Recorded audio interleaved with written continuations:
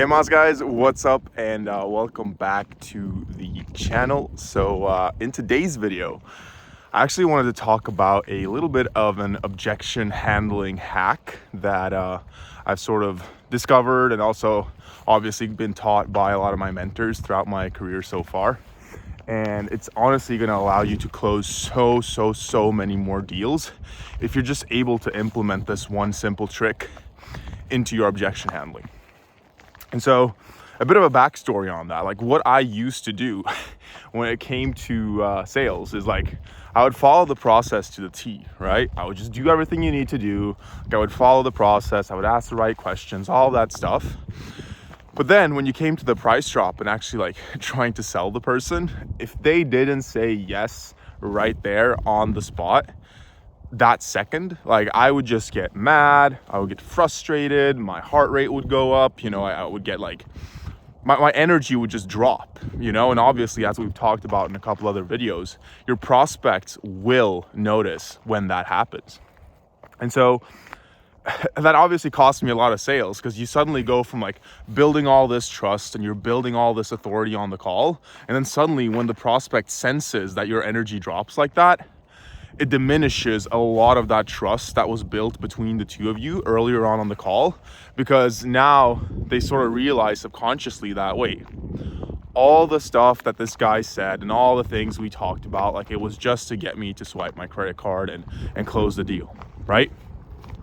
And so to try and illustrate it for you guys, like before, my sales calls would kind of look like this. It would almost be like this huge buildup, and then the peak of the sales call would obviously then just be asking for the sale. And then if I didn't get the sale then and there, then obviously the sales call would go down and my energy levels would go down. And instead of having the price drop and the initial objection as like this high point and also this energy drop off if you don't get the outcome that you're looking for, try and look at everything in your sales call as like a linear process. So expect the objections is what I'm trying to say, and be detached from the outcome. One thing that one of my mentors that I also met out in Medellin told me is like the biggest thing that you can do, the only thing that you can really do on a sales call, your only job, is to get to the truth. Right? And if you can get to the truth, no matter if they close or not, at least you've done your job. And so again, my main tip for this video is just to keep an even keel and an even energy level, no matter what happens throughout the call. So if they drop your objection, cool, you're chill, you're expecting it, right? You're not coming from this place of, this guy's gonna close immediately, and if he throws any objections on me, then he's the worst lead ever.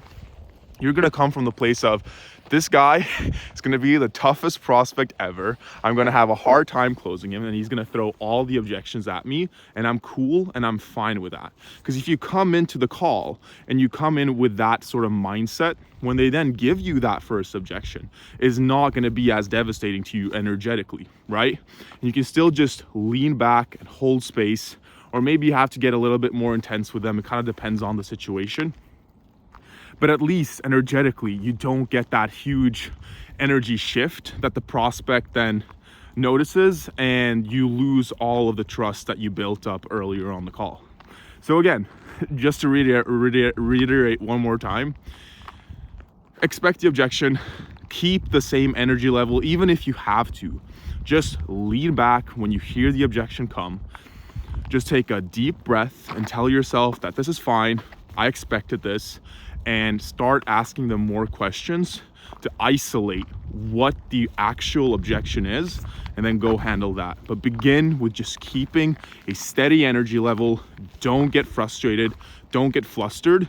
And if you do that correctly, everything else in the objection handle is going to be so much easier, because if they notice that you're still the same person that they talked to right before price drop, they're still going to be way more open to actually discussing what's going on than if you're suddenly like this closer that's just going to close the deal, and trying to like force them to buy. So yeah, hopefully you guys have a very good day and get some value from that. I'll catch you guys in tomorrow's video as always. Take care, guys. Ciao.